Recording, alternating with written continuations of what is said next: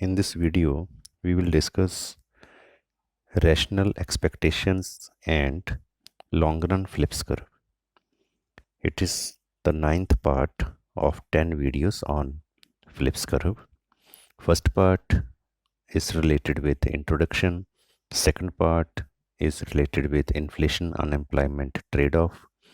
Part 3, 4 and 5 are related with long run flips curve, that is Friedman's theory of natural rate of unemployment. Part 6 is for the policy implications.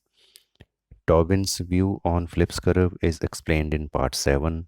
Solo's view on flips curve is explained in part 8. And in 10th view, there is the conclusion of this chapter. This is part 9. In this video here, we will discuss rational expectations and long run flips curve. Rational expectations hypothesis जो है, इसके ऊपर हमने अलग से भी video बनाई हुई है, आप देख सकते हो, specifically rational expectation hypothesis topic के ऊपर। तो उसी आइडिया को यूज़ किया हुआ है फ्लिप्स कर्व में कि रैशनल एक्सपेक्टेशन जिन्होंने दिया है, it is mainly developed by John Muth and Robert Lucas. John Mutt was professor at Indiana University, USA. He is also known as the father of the rational expectations revolution in economics. Robert Lucas is professor of economics at the University of Chicago. He received the Nobel Memorial Prize in Economic Sciences in 1955 for having developed and applied the hypothesis of rational expectations. तो ये जो लोग हैं जिन्होंने rational expectation hypothesis दिया है, मट है, लुकास है, इनका फ्लिप्स कर्व के बारे में क्या विचार है, ये हम डिस्कस करेंगे. ना बिफोर दिस डिस्कशन मैं आपको थोड़ा बता दूं कि रैशनल एक्सपेक्टेशन हाइपोथेसिस क्या है. इसमें क्या है कि जो भी फ्यूचर के बारे में हमने कोई गेस करना है, एस्टिमेट लगाना है गवर्नमेंट की पॉलिसीज़ के बारे में कि मॉनेटरी पॉलिसी कैसी होगी, फिस्कल पॉलिसी कैसी होगी, तो वो जो पॉलिसी है गवर्नमेंट की, जो भी ड्राफ्ट की जाती है, वो सभी लोगों से मिलके ही डिसाइड की जाती है. बिजनेस पर्सन से मिलके, कॉरपोरेट से मिलके, फार्मर लॉबी से मिलके, या मान लो एक्सपर्ट्स से मिलके, हर तरह के एक्सपर्ट के थ्रू वो पॉलिसी बनती है. इसलिए जब कोई पॉलिसी आने वाले टाइम में गवर्नमेंट बनाती है, लोगों को, बिजनेस को पहले ही उसका पता होता है और वो उसी हिसाब से अपने बिजनेस को उस तरीके से एडजस्ट कर लेते हैं कि आने वाले टाइम में ये पॉलिसी आने वाली है. तो उनकी जो एक्सपेक्टेशन है फ्यूचर के बारे में, जो भी वो फ्यूचर के पॉलिसीज़ के बारे में, गवर्नमेंट की पॉलिसीज़ के बारे में जो भी कोई लोग एक्सपेक्टेशन लगाते हैं फ्यूचर पॉलिसीज़ के बारे में, वो मोर और लेस करेक्ट ही होता है. क्योंकि वो जो उन्होंने एस्टिमेशन लगाया है, गैस लगाया है, वो जितनी भी उनके पास अवेलेबल इन्फॉर्मेशन है, प्रेजेंट, पास्ट, फ्यूचर वाली, या जितनी उनकी नॉलेज है पूरी उसको एनालाइज करने की, उसके बेस पर ही उन्होंने गैस लगाया है फ्यूचर वेरिएबल्स का, जो कि उनकी बहुत ज़्यादा जो गैस वैल्यू है एग्जैक्ट वैल्यू ही ऑलमोस्ट होती है. तो जिसके लिए पॉलिसीज़ जो हैं वो इनअफेक्टिव हो जाती हैं. ऐसी एक्सपेक्टेशंस जो हम पूरी इंफॉर्मेशन के थ्रू, प्रेजेंट, पास्ट, फ्यूचर, सभी इंफॉर्मेशन के थ्रू और पूरी अच्छी तरह से एनालाइज करके लगाएं, उस एक्सपेक्टेशंस को कहते हैं रैशनल एक्सपेक्टेशन. मतलब वो जो एक्सपेक्टेशन है वो कोई बाइस्ड नहीं है, वो कोई इररेशनल नहीं है. एक्सपेक्टेशन कोई ऐसे ही नहीं बनाई हुई, वो पूरी अच्छी तरह से सोच समझ के एक्सपेक्टेशन डेवलप की हुई है फ्यूचर के बारे में, फ्यूचर वेरिएबल्स के बारे में, पॉलिसीज़ के बारे में, इन्फ्लेशन के बारे में और चीज़ों के बारे में. इसलिए वो जो एक्सपेक्टेशन है वो रैशनल है. तो अगर हमारी फ्यूचर एक्सपेक्टेशन रैशनल हो तो उस सिचुएशन में फ्लिप्स कर्व कैसी होगी. Phillips curve means the inflation unemployment trade off. तो ये कैसा सिस्टम होगा वो हम स्टडी करेंगे इस वीडियो में.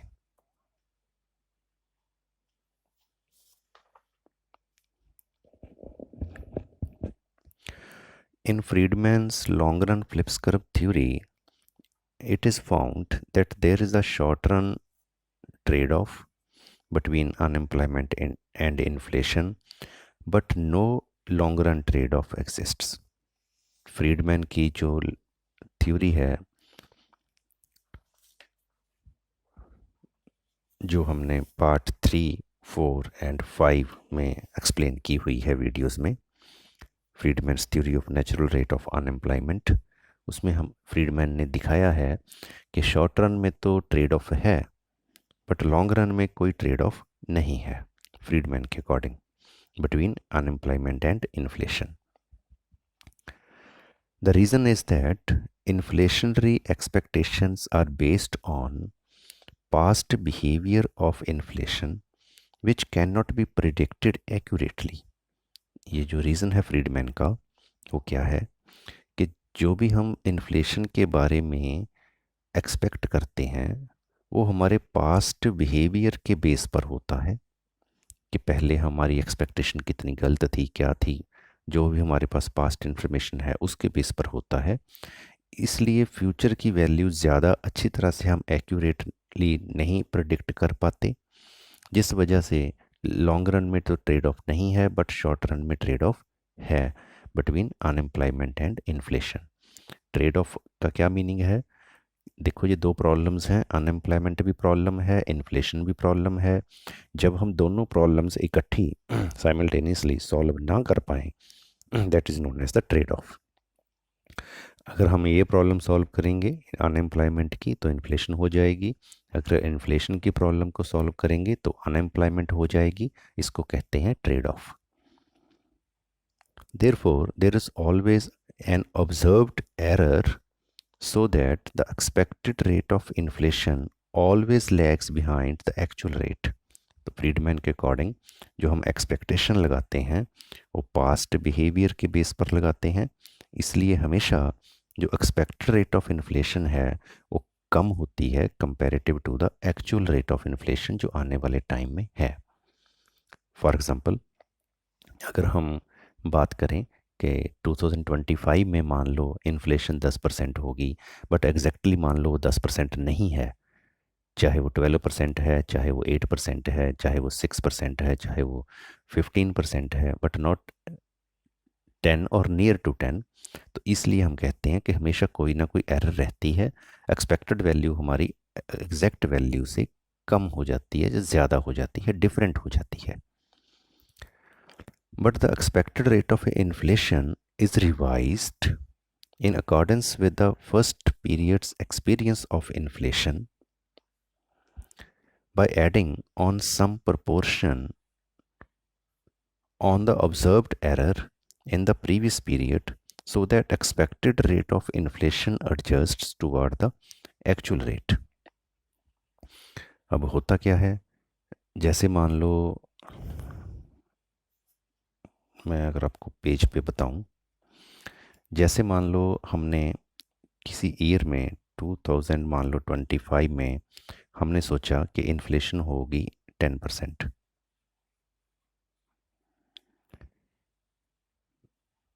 बट एग्जैक्टली ये ऊपर नीचे हो गई। एग्जैक्ट जो इन्फ्लेशन हुई वो मान लो 6% हुई या मान लो 15% हुई, तो हमारी एक्सपेक्टेशन जो थी वो गलत हो गई। तो जब हम आगे मान लो 2030 में एक्सपेक्ट करेंगे वैल्यू को, अगर हमने सोचा था कि 10% इन्फ्लेशन होगी पर हुई 15%, तो इस टाइम के लिए जब भी हम इस साल के बाद 30 के लिए जब हम इन्फ्लेशन एक्सपेक्ट करेंगे, मान लो हमने 8% सोचा, तो पिछली बार हमने 5% कम सोचा था, इसलिए हम पहले ही इसमें 5% ऐड कर लेंगे तो 13% बन जाएगी expected inflation for this year. ये इस लाइन का मतलब है कि फर्स्ट पीरियड में पहली बार हमने जो मिस्टेक की, जो हमारी इन्फ्लेशन कम रही, हम आने वाले टाइम में वो मिस्टेक, वो एरर को ख़त्म कर देंगे, तो उस हिसाब से अपनी एक्सपेक्टेशन बनाएंगे। Economists belonging to the rational expectation school, that is also known as RATEX, rational expectations, जैसे मैंने आपको बताया जॉन मुट है, रॉबर्ट लुकास है, have denied the possibility of any trade-off between inflation and unemployment even during the short run. तो ये लोग जो कहते हैं, ये कहते हैं, ये फ्रीडमैन से भी एक स्टेप आगे चले गए कि शॉर्ट रन में भी कोई ट्रेड ऑफ नहीं है। फ्रीडमैन ने कहा था कि लॉन्ग रन में कोई ट्रेड ऑफ नहीं है, बट शॉर्ट रन में ट्रेड ऑफ है। बट रैशनल के अकॉर्डिंग ये मिस्टेक्स नहीं होती, एक्सपेक्टेशन रैशनल है, मोर और लेस बिल्कुल सही है। इस वजह से शॉर्ट रन में भी कोई ट्रेड ऑफ नहीं है between inflation and unemployment. According to them, the assumption implicit in Friedman's version that price expectations are formed mainly on the experience of past inflation is unrealistic. Rational expectation hypothesis देने वालों के according Friedman ने जो सोचा कि past data के base पे हम फ्यूचर इन्फ्लेशन को एक्सपेक्ट करते हैं, ये अनरियलिस्टिक है, क्योंकि रैशनल एक्सपेक्टेशंस वालों के अकॉर्डिंग हम पास्ट के साथ साथ फ्यूचर की जो वेरिएबल्स की वैल्यूज़ हैं, फ्यूचर की जो गवर्नमेंट ने चेंज कुछ करनी है, उस इंफॉर्मेशन को भी साथ में रखते हैं। When people base their price expectations on this assumption they are irrational.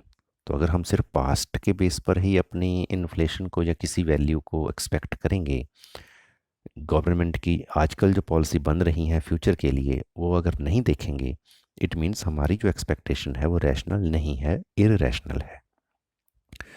If they think like this during a period of rising prices, they will find that they were wrong. तो अगर rising prices के case में कि prices लगातार बढ़ रही हैं और हम पुरानी एक्सपीरियंस के बेस पे, पास्ट एक्सपीरियंस के बेस पे अपनी एक्सपेक्टेशन लगा रहे हैं, तो हमेशा हमारी एक्सपेक्टेड वैल्यू एग्जैक्ट वैल्यू से डिफ़र करेगी।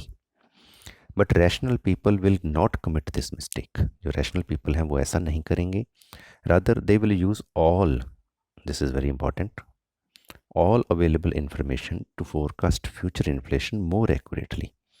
जो रैशनल एक्सपेक्टेशन वाले लोग हैं वो हमेशा सारी इन्फॉर्मेशन लेंगे, पास्ट की इन्फॉर्मेशन भी लेंगे, प्रेजेंट की इन्फॉर्मेशन भी लेंगे, फ्यूचर की इन्फॉर्मेशन भी लेंगे, ताकि अपनी जो इन्फ्लेशन है उसको बिल्कुल एक्यूरेट तरीके से एक्सपेक्ट कर पाए। डायग्रामेटिकली इसको जो एक्सप्लेन किया गया है, कुछ इस तरीके से एक्सप्लेन किया गया है।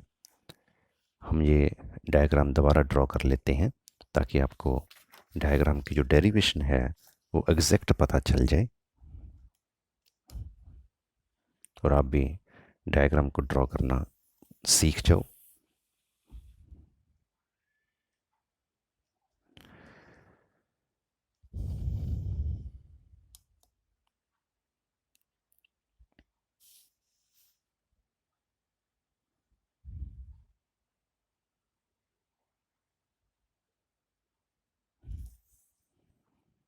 These are the axes.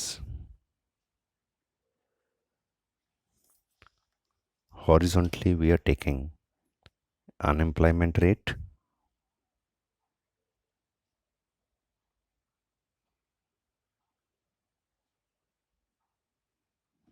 that is in percentage, and vertically we are taking inflation rate of inflation.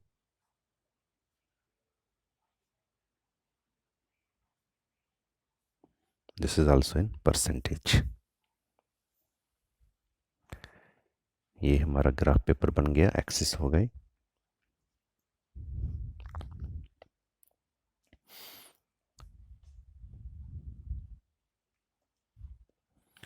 Now suppose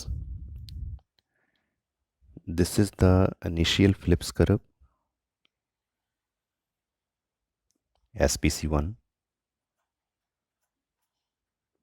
ये मान लो कोई फिलिप्स कर्व है SPC1,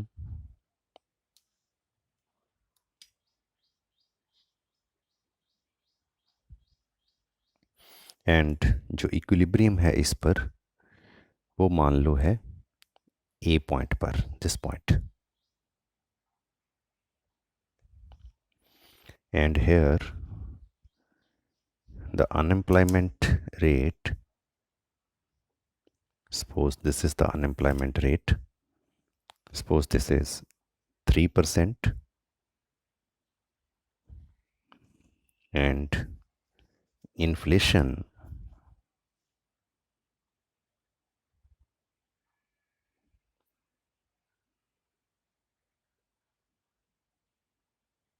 this is inflation, suppose 2%.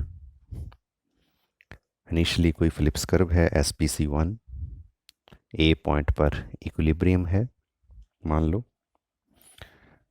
Unemployment है 3% एंड इन्फ्लेशन है 2%.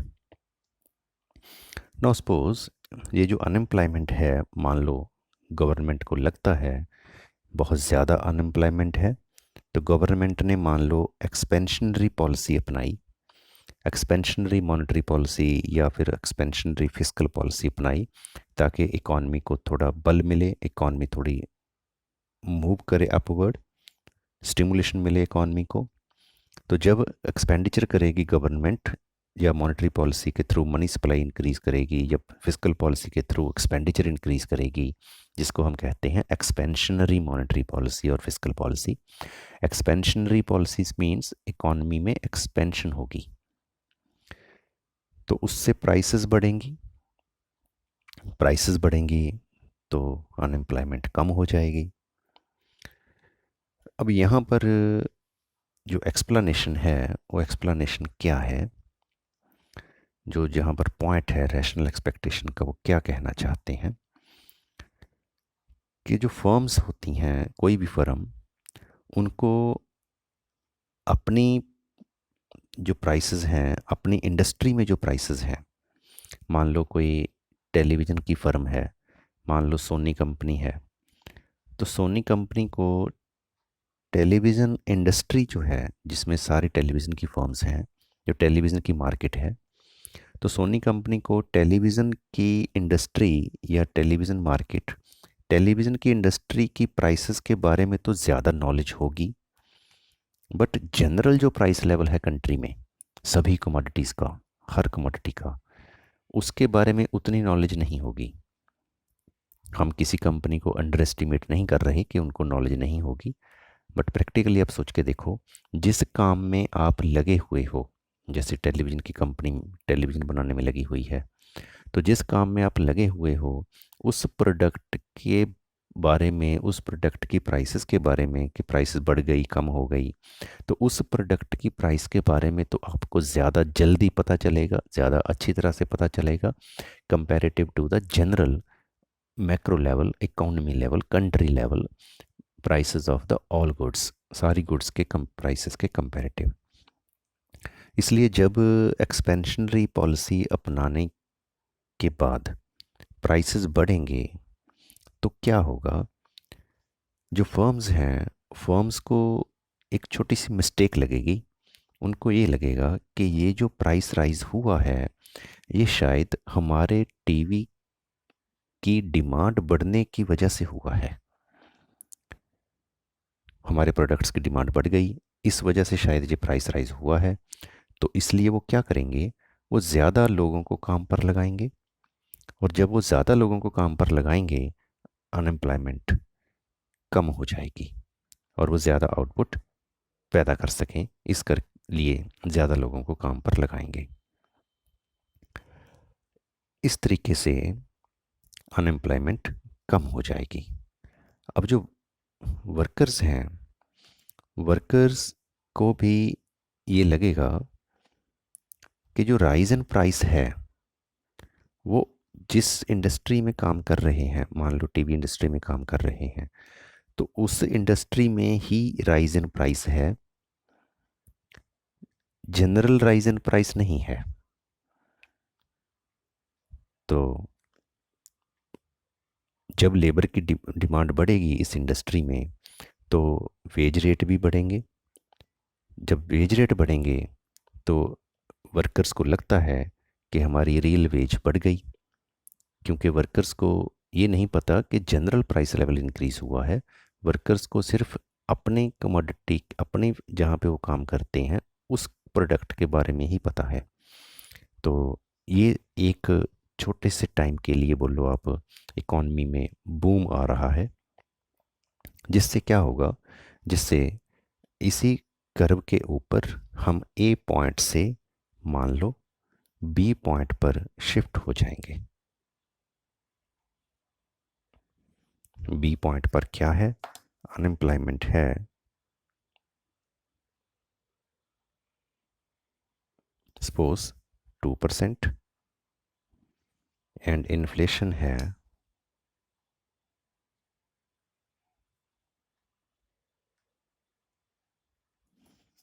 4%। अब क्या हुआ, दोबारा सुनो। पहले हमारी कर्व थी SPC1, ए पॉइंट पर थे हम, 3% अनएम्प्लॉयमेंट, 2% इन्फ्लेशन। ये अनएम्प्लॉयमेंट बहुत ज़्यादा है। गवर्नमेंट ने अपनाई expansionary fiscal policy. Expansionary policy जब गवर्नमेंट ने अपनाई, मॉनेटरी भी हो सकती है, जब गवर्नमेंट ने एक्सपेंशनरी पॉलिसी अपनाई तो कंट्री में प्राइसेस इंक्रीज़ हुए। जब कंट्रीज़ में प्राइसेस इंक्रीज़ हुए सभी गुड्स के, तो फर्म को लगा कि शायद हमारी प्रोडक्ट की डिमांड बढ़ने से प्राइस इंक्रीज़ हुआ है, इसलिए उन्होंने अपने प्रोडक्ट की सप्लाई को बढ़ाने की कोशिश की। उन्होंने ज़्यादा लेबर को काम पर लगाया। ज़्यादा लेबर को काम पर लगाया तो अनएम्प्लॉयमेंट कम हो गई। लेबर को भी ये लगा कि हमारे फैक्ट्री के प्रोडक्ट की डिमांड काफ़ी बढ़ रही है, इसलिए हमारी फैक्ट्री के प्रोडक्ट की प्राइस बढ़ रही है, इसलिए हमारी डिमांड बढ़ रही है लेबर की।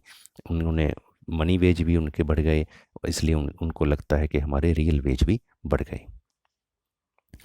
बट जल्दी ही क्या होगा, जल्दी ही जो वर्कर्स हैं एंड जो फर्म्स हैं, उनको जल्दी ही पता चल जाएगा कि ये जो राइज इन प्राइस है या जो राइज इन वेज रेट है, वो सिर्फ हमारी इंडस्ट्री में ही नहीं है, सिर्फ टेलीविज़न की इंडस्ट्री में ही नहीं है, सभी प्रोडक्ट्स में है।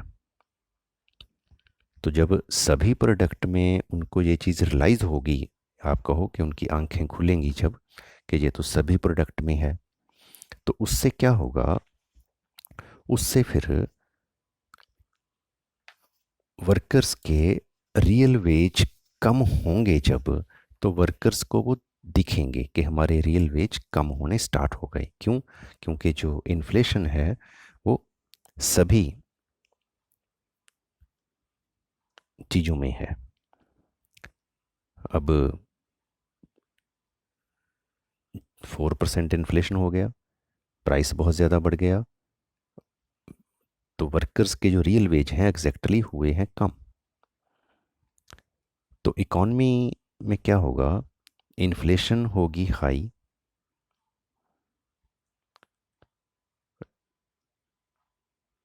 प्राइसेस जनरल इंक्रीज हुई हुई हैं सारी कमोडिटीज़ की। फर्म को भी रियलाइज़ हुआ कि सिर्फ हमारी प्रोडक्ट की प्राइस इंक्रीज होने से ही नहीं हुआ, ये तो जनरल प्राइस राइज है, बल्कि हमने तो गलत काम कर लिया।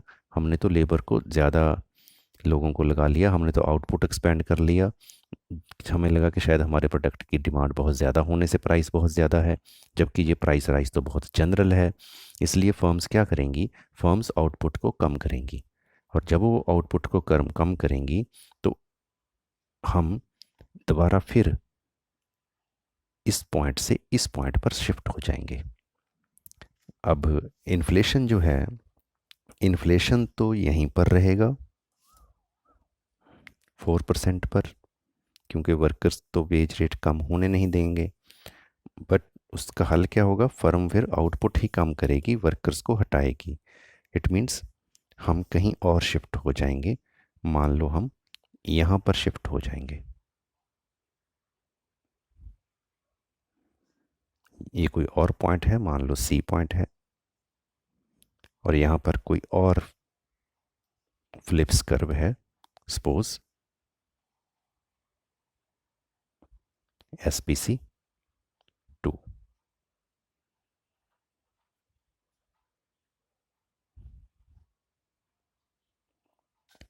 अब हुआ क्या, अनएम्प्लॉयमेंट दोबारा बढ़ गई, बट इन्फ्लेशन फिक्स हो गई यहाँ पर।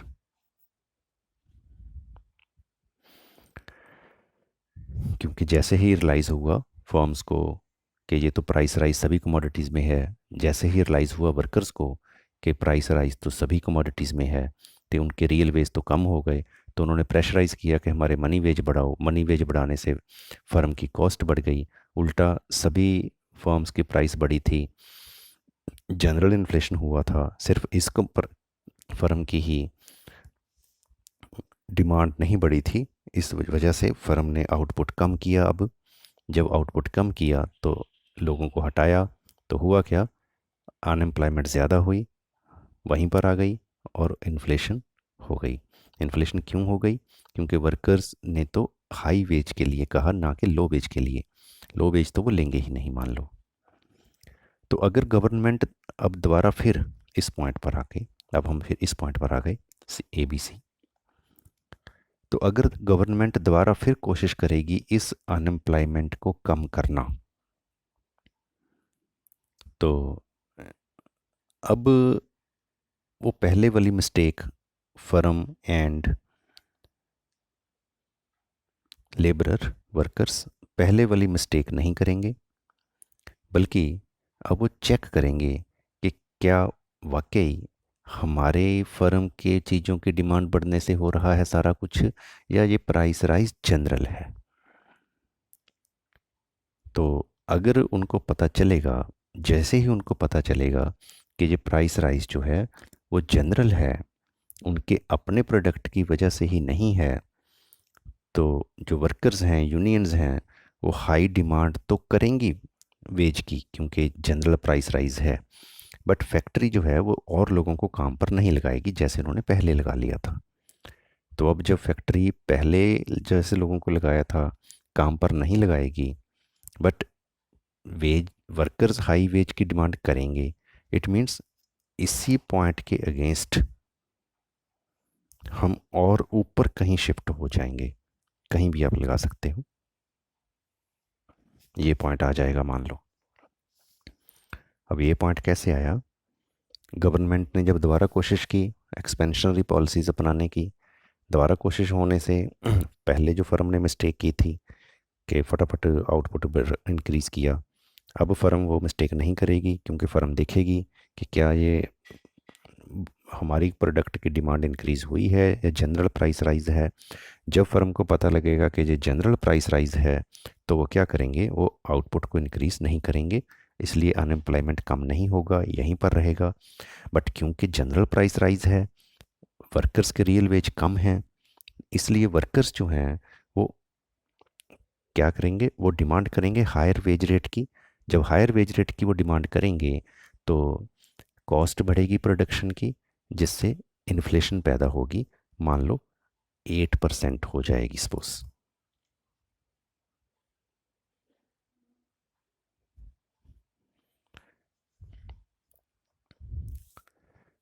सो अगर गवर्नमेंट कंटिन्यूसली अपनी एक्सपेंशनरी पॉलिसीज़ अपनाती रहेगी, तो फर्म्स को, वर्कर्स को इस चीज़ का पता लग जाएगा। तो आने वाले टाइम में फिर वो उनको पता होगा कि ये सारा कुछ जो है ये फर्म की गवर्नमेंट की पॉलिसीज़ की वजह से है, हमारे प्रोडक्ट की डिमांड नहीं इंक्रीज़ हो रही है। तो बार बार तो ये दोनों वर्कर एंड फर्म फूल नहीं बनेंगे। तो उससे क्या होगा, जितनी भी ये पॉलिसीज़ बनेंगी वो सारी पॉलिसीज़ इन्फ्लेशन को बढ़ाएंगी, अनएम्प्लॉयमेंट को कम नहीं कर पाएंगी। तो वर्कर्स जो हैं वो हायर डिमांड करते रहेंगे वेज रेट की इन्फ्लेशन के चक्कर में, बट फर्म्स जो हैं वो लोगों को और जॉब नहीं दे पाएंगी। इसलिए ये पॉसिबिलिटी है कि शॉर्ट रन में भी हो सकता है कोई ट्रेड ऑफ ना बने। मतलब जो शॉर्ट रन फिलिप्स कर्व है वो भी हो सकता है इसी पॉइंट पे चलती रहे, क्योंकि दोबारा बारी बारी तो ये मिस्टेक होगी नहीं। मतलब आप कहो कि हम A to B जाएंगे ही नहीं, हम A to C ही जाएंगे जैसे ही गवर्नमेंट एक्सपेंशनरी पॉलिसीज़ अपनाएगी। तो ऐसे ही और एक्सपेंशनरी पॉलिसी अपनाएगी तो हम और ऊपर चले जाएंगे। तो शॉर्ट रन में भी ट्रेड ऑफ नहीं होगा according to the rational expectation hypothesis. इसका मतलब क्या हुआ कि रैशनल एक्सपेक्टेशन हाइपोथेसिस के अकॉर्डिंग ये जो फ्लिप्स कर्व है it will be applicable because of the rational expectations both for the short run and for the long run. This was about the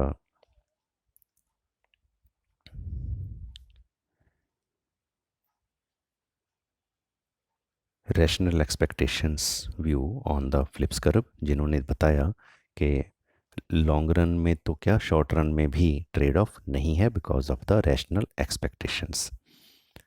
तो ये जो पॉइंट है ये तो हम कभी भी नहीं अचीव कर पाएंगे। इसका मतलब ये हुआ कि इन्फ्लेशन बढ़ रही है और अनएम्प्लॉयमेंट कम हो रही है, ये तो कभी नहीं होगा, बल्कि इसी पॉइंट पे हम चलते रहेंगे, ये अनएम्प्लॉयमेंट यहीं पर बनी रहेगी। This was about the rational expectations and Phillips curve. For the complete explanation of Phillips curve, must watch all the 10 videos. Thank you. Thanks for watching this video.